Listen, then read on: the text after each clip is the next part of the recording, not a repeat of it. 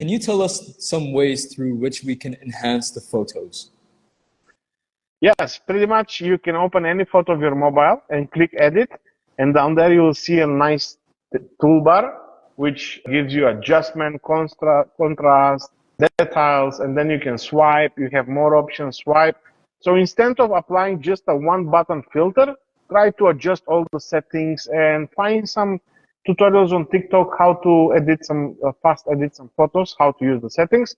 They're inside your mobile, and you can see which basically have from 6 to 20 settings. Each one select different area of the photo, because the photo itself has some kind of like diagram which showing the highlights, the lights, midtones, and the dark side. So this is how it is distributed, the colors. So you can play with those settings, which just click any photo from your gallery,